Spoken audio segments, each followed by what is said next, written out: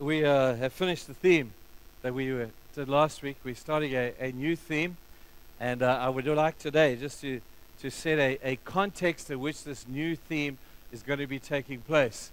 I want to talk, if it was a general theme, and if this were a lecture, it's not a lecture, it's a sermon, and there is a huge difference. But if this were a lecture, I would be doing a lecture on emotional wellness. Because even in the context of the church, where we declare God is our peace, God is our strength, God is our joy, we're still the most miserable, sometimes depressed, and acknowledging our weakness. It just doesn't seem to make sense that from the pulpit we preach all these incredible truths, but in reality, these truths are not always, and I specify not always, being lived out. Something has gone wrong. So I've been looking for some kind of setting for this series. I think it's going to be about a 4-week series, and I hope that it will speak to you. We are on Wednesday evening. The Alpha program is now over. The guys did a phenomenal Alpha. Well done to Jeff and his team, and Steph and Ange and all those who put that on. That was really a wonderful time. But now we're back into the normal Wednesday evening service, and you're encouraged to come, because the Wednesday evening service is going to tie in with the Sunday morning service, albeit a different theme. We want to talk on Wednesday evening about spiritual maturity, because emotional wellness and spiritual maturity have a very close link. The spiritually mature seem to be more emotionally well, and the emotionally unwell seem to be more spiritually immature. So if you would like to join us Wednesday evening, 6:30 here at the church, we would love to take you through a theme on spiritual wellness. I think you're going to enjoy that. But by way of a setting for this series, I want to take you back into the Old Testament. We're going to be looking in the book of Exodus and the book of Numbers, and we're going to draw some lessons from a particular period of time in the nation of Israel's history. Let me put it to you like this. Some of you will be familiar with my 3 chairs. The nation of Israel, in the book of Exodus, begin the story. The first chapter begins in bondage. They're in Egypt. Egypt is always a picture of the world, the worldly system. Egypt in those days was a physical thing. Now it's more a mental thing. It's a psychological thing. It is a physical thing in a sense, but it's the world. It's the place where you were born into. Now the world is a place that is messed up, but would like to keep you in that place. They'd like to shape your thinking. The world is something that would like to tell you what's valuable, would like to tell you what's prioritized in your life. This is the place called the world. In order for you to get out of this world, you have to cross a line of water. Historically, for the Israelites, it was the Red Sea. And the Israelites came through the Red Sea into the place, the second chair, called the wilderness. And the wilderness was 40 years of wandering around. It was dry. It was terribly dusty. It was a terribly miserable time in the Jewish Israelite history. And as these Hebrew people walked around the place, they walked round and round for 40 years. Something that should have taken them at the most 2 weeks to get from where they left Egypt to the entry to the promised land took them 40 years. And this wilderness experience is basically a disappointing experience. Oh, they have come out of the world. It's a picture of Christians who've come out of the world, committed their lives to Christ through the waters of the Red Sea, which is the salvation. Now they're in the wilderness, and they sit in this chair. Now, God has not designed this chair for punishing you. Although when you read the accounts in Exodus and Numbers, you'd almost think that God was just being mean, and he was just punishing. He wasn't punishing them at all. He was trying to prepare them when they would move one day across the Jordan River into the chair that indicates the promised land. Under Joshua, they moved into the promised land. So you get the picture so far. This chair represents the world. You cross the line of salvation into a place called the wilderness. It's a place where God is preparing you, not punishing you. You stay in this chair for as long as you want to stay. For as long as you are disobedient and stiff-necked like the children of Israel were, you will stay in this chair. But if you learn the lessons that God would want for you to learn, and you learn them quickly, there's no reason why you can't graduate to the chair of the promised land, and that's up to you. But the sad thing is, and I don't want to sound judgmental, but I do want to tell you the truth, that I would suggest that probably most of the church people today sit in this chair most of the time. if the truth be known, I sit in this chair from time to time, but I tend to move between these two chairs. The chair of the dryness of a wilderness experience, and then occasionally something will happen and I'll cross the line and I'll get into this other chair, the chair of the promised land, where I experience a measure of victory and I experience a measure of the joy that only God can give. And I move between these two chairs continually. I think most of us would acclaim to that. But this chair is where the setting of all that I want to talk about is taking place. I want to talk about the wilderness. Now, if you would turn, please, to Exodus, and we're going to be reading quite a bit just now, but I'm not going to read it just at the moment. Let me explain this first of all. I want to define normality. If normality, listen carefully, if normality is determined by the majority, then to sit in this chair is normal. But if normality is determined by what God says the Christian life should be, then this chair should be normal. We have a challenge here to think, is my circumstantial evidence or my circumstantial life normal? That I have this sort of bipolar experience of God, it's good, it's bad, it's good, it's bad. And that's what happens over here. But in the context of the wilderness, we need to get out of this into the place where we receive God's blessing. And this, people, is biblically normal, even though it's not normally normal. Are you with me? This is the normal chair. Anything short of living in this chair, watch this, anything short of living in this chair is abnormal Christian living, even though the majority of people live there and sit there. We had a little thing a while back, and we stole this from our friend Bill Hybels, and he said, you know, every church wants to move from here to there. I'm not satisfied with here.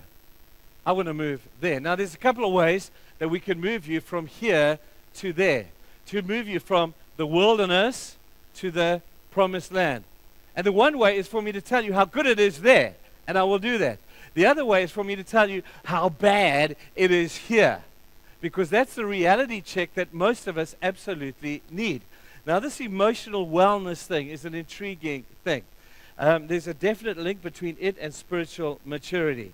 Now, when you look from the here to here, there thing, let me draw you this little picture. Let me tell you how good it is there, first of all. I'll draw you a little graph. I'm going to do quite a few little object lessons here. Here we are. You're beginning your life, you're born, and then one day you come to know Christ, and you become spiritually aware, and all of a sudden, this is the journey as a normal Christian should live. That between this period and this period is the time of salvation, where we cross from this chair to this chair.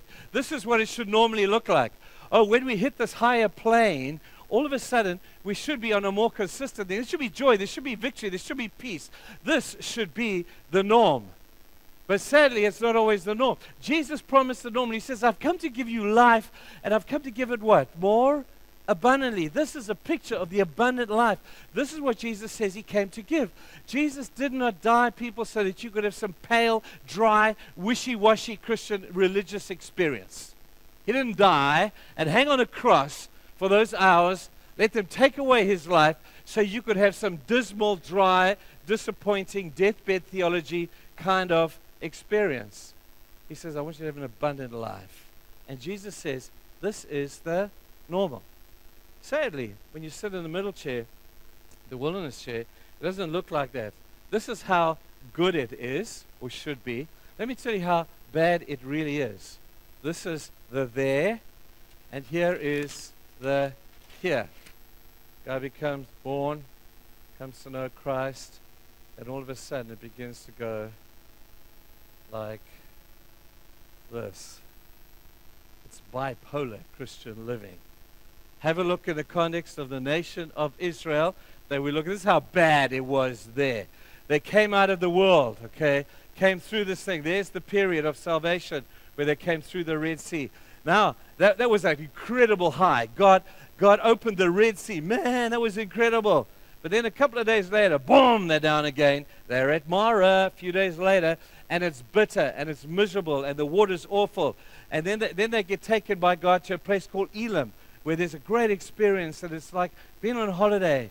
And then all of a sudden they come out of there, and they get miserable because there's no food in the wilderness, and boom, they're down again. And then God provides them with manna, and they're up again. And then they're hungry and they want meat, and they're miserable and they're going down again. And then God gives them meat and they're up again. And then they get miserable because the army of the Amalekites is all over them. And then Moses and Aaron and Hur go up on the mountain, they pray, they get victory. And that's not normal, people. That's not normal. The ups and downs, this is how bad it can be, and this is how good it should be.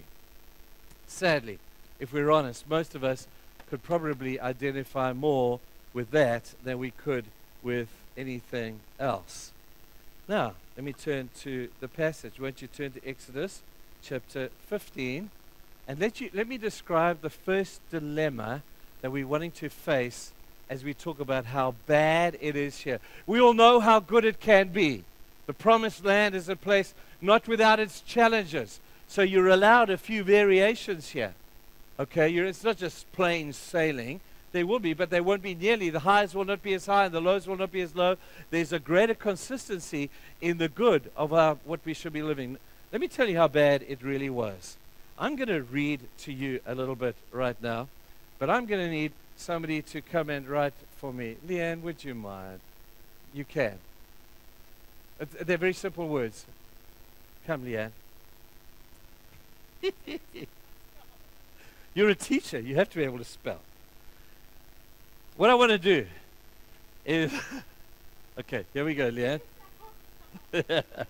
Well, it'll be good humor anyway. Okay.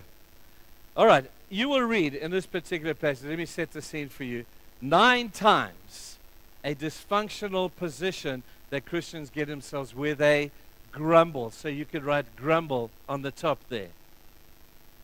Yeah. Oh, come on, Leanne. You can do better than that.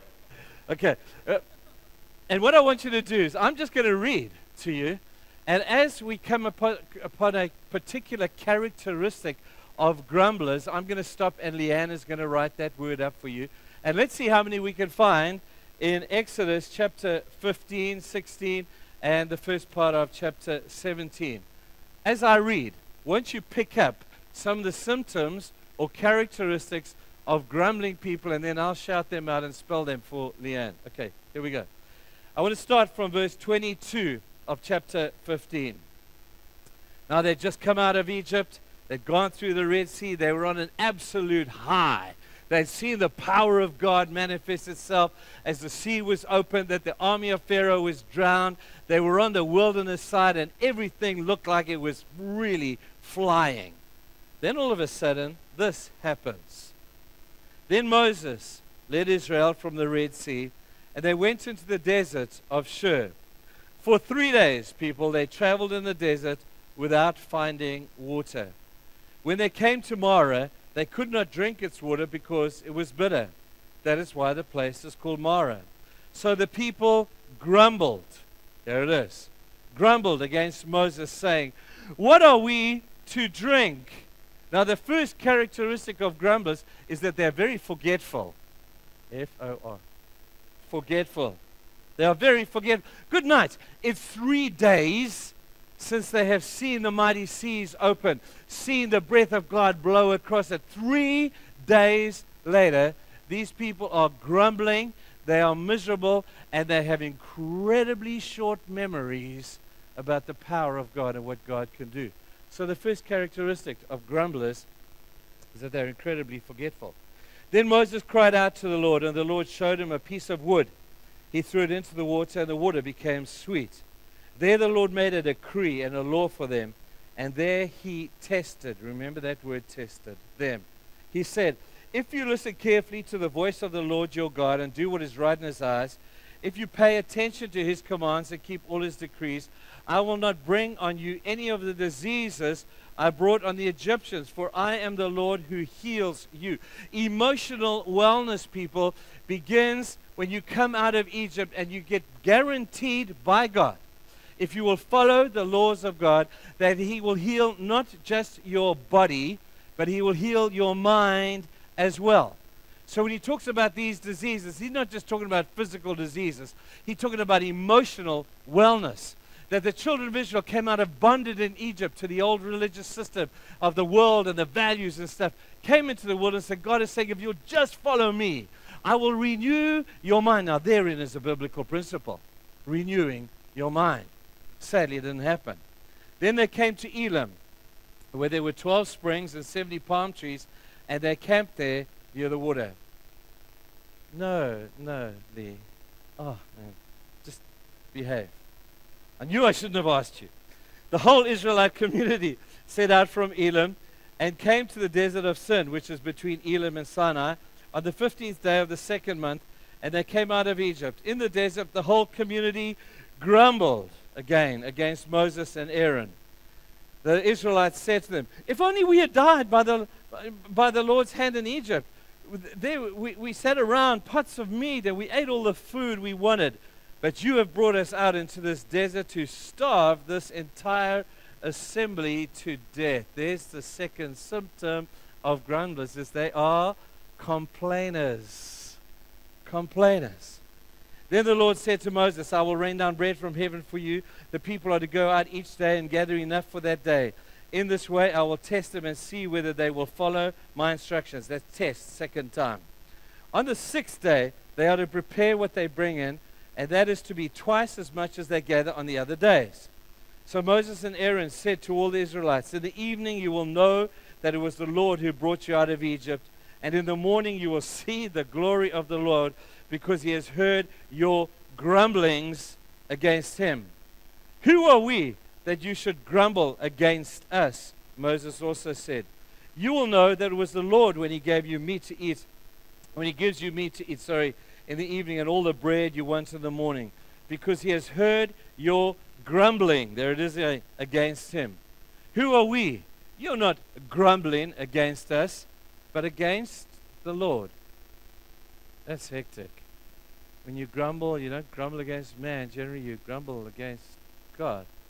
Then Moses told Aaron, say to the entire Israelite community, come before the Lord, for He has heard your grumbling. While Aaron was speaking to the whole Israelite community, they looked towards the desert, and there was the glory of the Lord appearing in the cloud. That's incredible.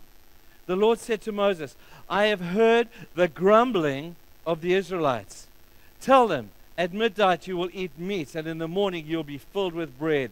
Then you will know that I am the Lord your God. That evening quail came and covered the camp, and in the morning there was a layer of dew around the camp. When the dew was gone, thin flakes like frost on the ground appeared on the desert floor. This is miraculous stuff. When the Israelites saw it, they said to each other, what is this? What is this? For they did not know what it was. Here's the third characteristic of grumbling people, is their ingratitude. Ungrateful. Good one for Leanne. Ungrateful. They were also exhibiting the spirit of entitlement. No, don't think, no, they were going to feed us. I'm entitled to better than this. What is this stuff on the floor here? I'm entitled to that. Moses said to them, hey man, it's the bread the Lord is giving you to eat. This is what the Lord has commanded. Each one is to gather as much as he needs. Take an omer for each person who you have in your tent. The Israelites did as they were told. Some gathered much, some little. And when they measured it by the omer, he who gathered much did not have too much, and he who gathered little did not have too little. Each one gathered as much as he needed. It was incredible. Then Moses said to them, no one is to keep any of it until morning. However, some of them paid no attention to Moses.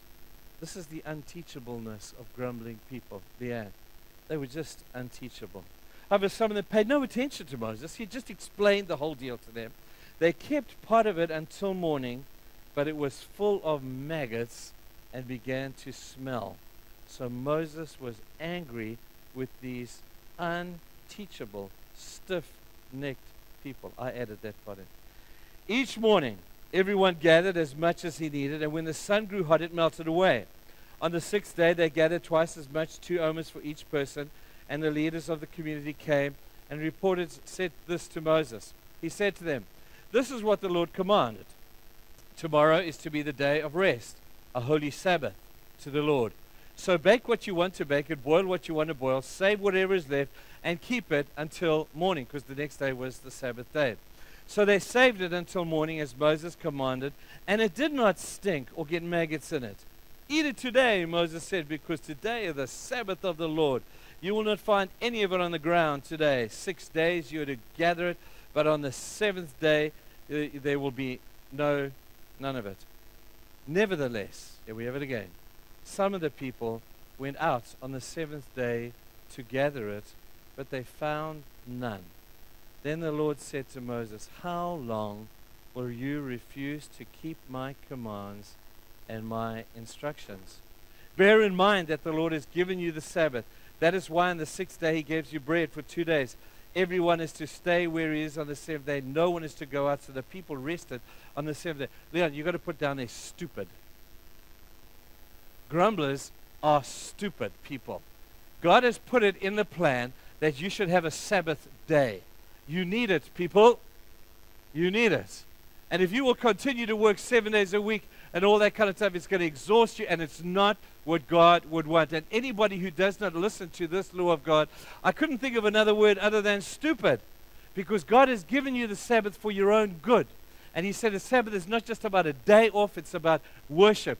And if you do not have worship, you simply have on a Sunday, if you don't do anything else, you simply have a day off. That's not what God is talking about. He's talking about the refreshment that comes to your soul when you worship. He's talking about the relaxation of your mind as you contemplate the goodness of God as experienced over this last week. That's what a Sabbath is all about. And these people were just plain stupid that they didn't do that. Won't you turn over the page, chapter 17. The whole Israelite community set out from the desert of Sin, traveling from place to place as the Lord commanded. They camped at Rephidim, but there was no water for the people to drink. So they quarreled with Moses. "Give us water to drink." Moses replied, "Why do you quarrel with me? Why do you put the Lord to the test?" Now notice all of a sudden, the first 2 tests was God testing them, but now they're testing God. But the people were thirsty for water, and there they grumbled again against Moses. This is criticism. Yeah. Now that's a tough one to spell. Criticizm,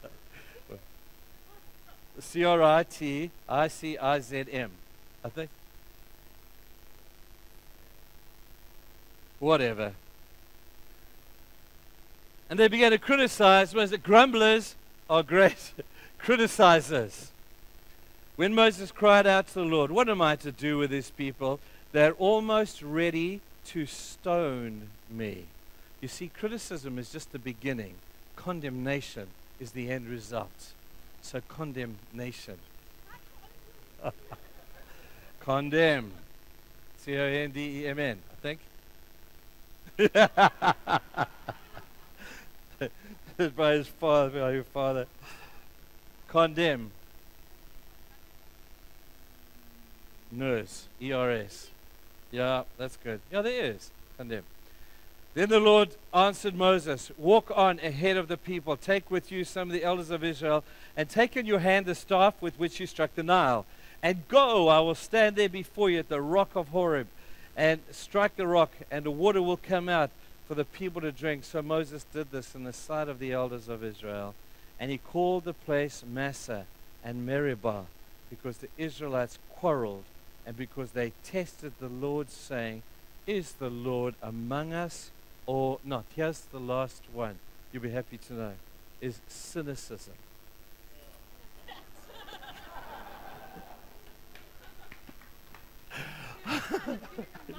Get out of here. See, I'm bold, and it's probably wrong. Hey, okay, all right. Yeah, you want to try this when you're up front here. Your mind goes blank, hey, and I can't even write that without thinking, is this the right spelling? You just kind of go blank. But cynicism. Here are some people of the characteristics of grumblers. Let me tell you, God does not like grumblers. It's a fact. that God has a problem with people who evidence this. And if they are grumblers, it's a picture of a mind that is unwilling to change. It's a mind that is forgetful of who God is and what He's done. It's a mind that's full of complaining and ugliness and they're complaining. They're always ungrateful for everything. They're unteachable. They're plain stupid because they ignore the basic rules that God has put in for your own well-being. They are criticizers, they condemn us, and they are cynics. They are cynics. I think this is the worst one. There is no room for cynicism in the church. Now, let me take you very quickly through this thing, because I really do think that we need to fix this. We need to fix this. Now, there's a couple of ways that I would suggest you fix it. The one, I'm going to leave to Bob Newhart to explain to you. Why don't you kill those lights and watch this? This is brilliant. Remember, this is how you deal with some of the petty little... Can I say this, Phil, before you start? Can I say this? That a lot of these things simply become bad habits. That's all they are. We all, I'm sure, will have these up and down. But when you do it often enough, people who live in the wilderness is a place where you are perpetually being, developing wrong thinking patterns and wrong habits. Somehow we have to break these thinking patterns. Bob Newhart will tell you how to do it. Watch this.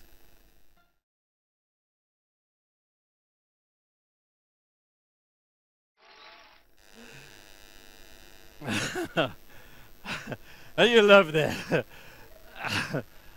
I don't want to make light, I promise you, of anybody's challenges. I honestly don't. But I do believe that most of the things that we develop as patterns of behavior, that are habits that we have developed, is simply defined, if you want to fix it, just stop it. Stop condemning people. Stop criticizing people. Husbands, stop criticizing your wives. Kids, stop criticizing your parents. Bosses, stop criticizing your workers. Workers, stop criticizing your boss. Criticize. People, there's no answer. You go to therapy forever. Just stop it. And I look at this and I see this and I think, is it that simple? Well, I believe that for some of the challenges, and I've got to qualify that some in a minute, that for some of the challenges that we face, we just need to recognize they're just bad habits, and the only way you get over a bad habit is to simply stop it. It's very biblical, this. In Genesis chapter 4, God says to Cain, who was just about to kill his brother Abel, because Abel's offering was offered and it was a good offering. Cain's offering was not. And God could see, He said to Cain, He said, Cain, why are you looking so downcast? There is sin lurking at the door, Cain, and you have to master it. There's sin lurking at the door in the form of grumbling. I want you to notice who masters it. Does God take it away from you? Does He suddenly supernaturally deliver you from this thing? No, He doesn't. People, just stop it. And you may have to do that. If you want to stop being forgetful, create for yourself some routines that are biblical. If you want to stop yourself from being a complainer, just stop it. Don't let it get out of your lips. The Bible talks about putting a guard. David prays, Lord, put a guard over my lips. I will watch every word that comes out of here, because every word that comes out of here is my responsibility. Hey, as I prepared this yesterday, I thought, Dunham, have you any right to say this thing? Because these people here are going to think that you got your act together. No, no, no, no. I complain all the time.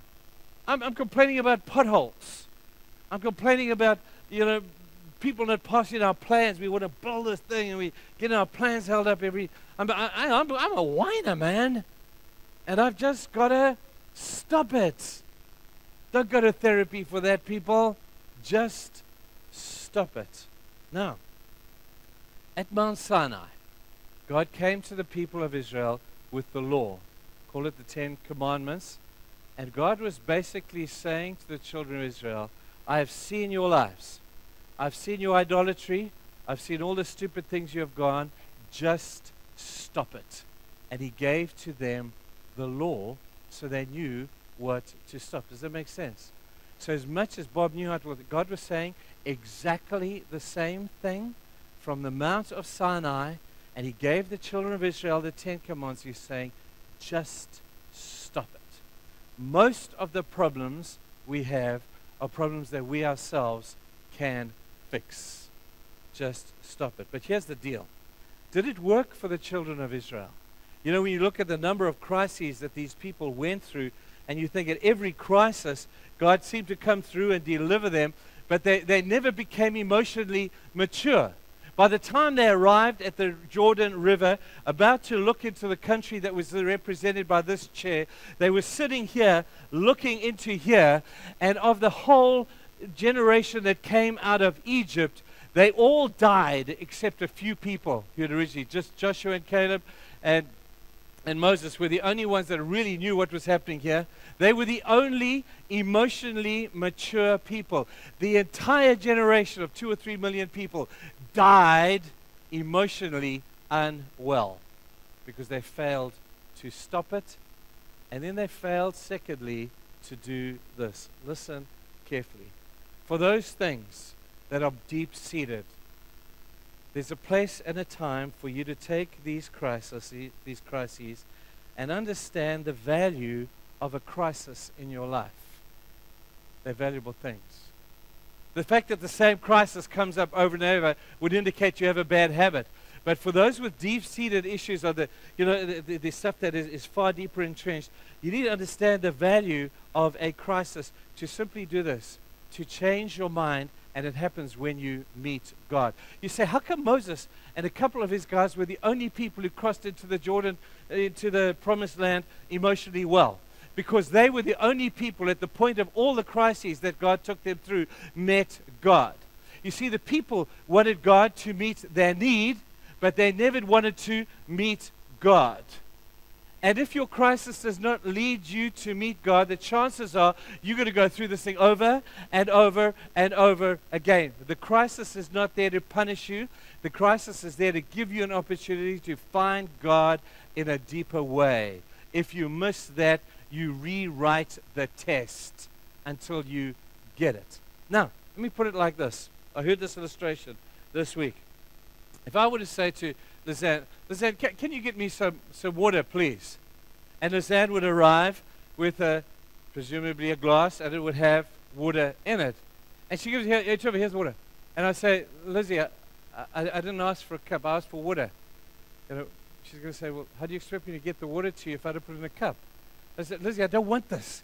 I didn't ask for a cup. I want just water. So short of her getting a high-pressure hose from the end there and shooting it into my mouth, that's the only way I would get it, because the cup has to hold the water in order for me to have the water that I desire. Let me tell you, people, that is like the crisis or the cup of crisis. Every cup of crisis holds the presence of God in it. Jesus is in the cup. You don't get Jesus without the cup. Jesus in the Garden of Gethsemane prayed, Father, can you take this cup from me? Perfect picture. He's saying, Lord, I don't want the cup. I'd like what's in the cup, where it's my presence and it's salvation and all this stuff. And God's saying, I cannot give you the salvation of mankind without you bearing the cup of the crisis of your crucifixion. With every crisis, there is Jesus potentially in the cup. Children of Israel couldn't get that. They just wanted God to fix the crisis, but they did not really want the God in the cup of crisis. So when you emotionally unwell, if you're honest enough to say, man, I have some challenges, I have to name what it is. When he says fix it, you're going to say, well, what does it represent? What do I have to fix? Do I have to fix these things? By the end of this series, you'll have a whole lot of these different things that need to be fixed. I'm going to help you to define what it is. And I hope that you will not just do it because you just stop it. That's good if you can. But if you can't, and even if you do, you have to find Jesus in the cup that represents your crisis. Oh, the value of a crisis. On its own, it just brings pain, but the pain is there so that you will find Jesus. For those who battle with emotional unwellness, don't fight with the cup. Look for God in the cup. My time is gone. Wow. But I need to finish by saying this. Everything that we have spoken about today is just a test. God has always tested everything. When he made creation, he tested the sun. Is it going to work? Is it going to, he tested everywhere. The first test was Adam and Eve in the garden, where God said, Adam and Eve, do not eat of that tree. Was he being mean and nasty? No. He was just putting them through a test. And then when God told Abram, take your son and walk for 3 days, build an altar and sacrifice him, it was just a test. God has always tested his people. Many of the issues of emotional unwellness, it just happens because we keep failing the test. You know what it's like at school? If you want to graduate to the next level, what do you have to do? You've got to pass the test at the level that you're at. Then you get to graduate. If you don't pass the test at the level where you're at, what happened? You rewrite the test until you pass. This is a tough message. And I'm not seeking to be unkind. But I am saying to you, name what it is. See that it is just a test. Find God in the cup of the crisis that you're going through and watch what will happen for the rest. Takes you from this chair straight into this chair. It's not always easy in this chair. I'm not saying it is. But man, it's a good place to be. This people is normal. Let's pray.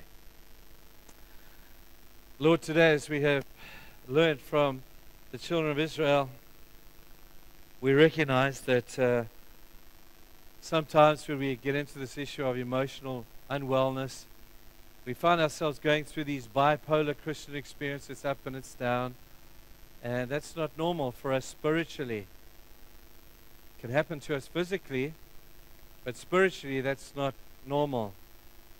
And I pray today, Lord, that you would give to us, or that we would, you can't give it to us, we have to give it to you, a spirit of honesty, to come before you today and say, God, I'm sick and tired of grumbling.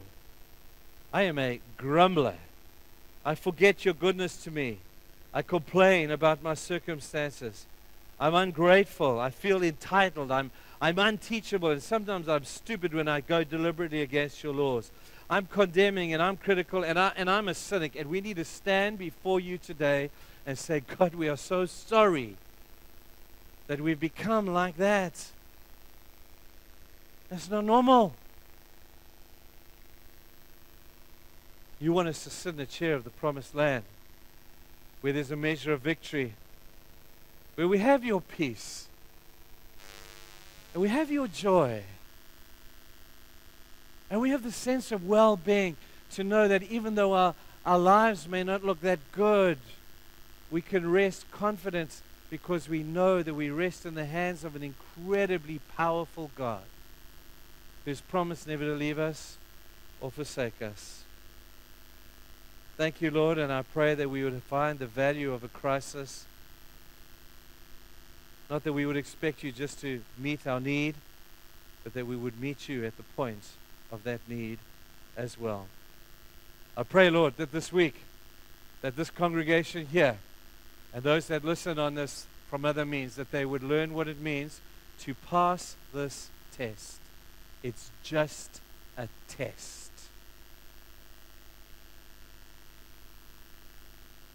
Amen.